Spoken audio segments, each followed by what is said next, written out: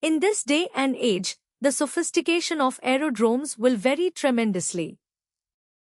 Some being just grass fields, and others developed with the full range of runways and approaching departure facilities. Some aerodromes will be used solely for general aviation purposes, but some will be the hubs of huge commercial air transport organizations, with hundreds of thousands of commercial air transport movements a year. Aerodrome control is therefore exercised with differing degrees of complexity, appropriate to the nature of the air activity taking place. For example, small private flying strips do not need significant control and are defined as non-controlled. But major international, all-weather airports will require significant local control and are known as controlled aerodromes. There is no legal requirement for an aerodrome that is solely used for flights operating in accordance with visual flight rules to have an aerodrome controller. If, however, the aerodrome is to be used for commercial air transport purposes under instrument flight rule conditions, then it must be licensed.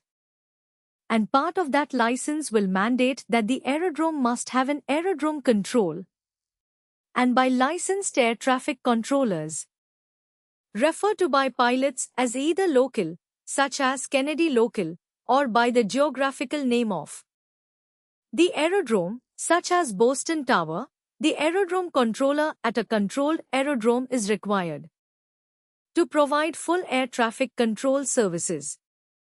Air service is direct control, issuing mandatory instructions to pilots. It is designed to ensure safe and expeditious local air and ground traffic management. At non-controlled aerodromes, a flight information service or an air-to-ground radio service may be provided by a flight information officer, known as a FISO. This lesser service is advisory only and informs pilots of the local circumstances useful for the safe and efficient conduct of flights. Aerodrome control towers at controlled aerodromes issue information and clearances to aircraft under their control to achieve a safe, orderly and expeditious flow of air traffic on and in the vicinity of an aerodrome, with the object of preventing collision between aircraft flying in the aerodrome traffic circuit, aircraft landing and taking off, aircraft operating on the maneuvering area, aircraft and vehicles, aircraft and local ground obstructions. Aerodrome controllers are also responsible for alerting the emergency services in the event of an incident or accident occurring on or within the vicinity of the aerodrome.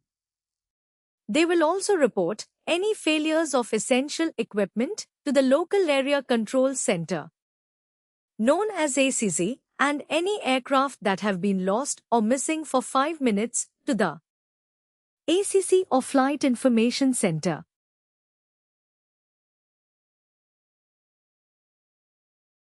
Aerodrome control towers are busy places, and within them many duties are undertaken. Aerodrome control towers are located on the air traffic, safety, alerting services and clearance delivery, as well as a whole host of other duties. At busy airports, the primary air traffic duties are normally divided up between several different controllers: an aerodrome controller, a ground controller, and a clearance delivery position.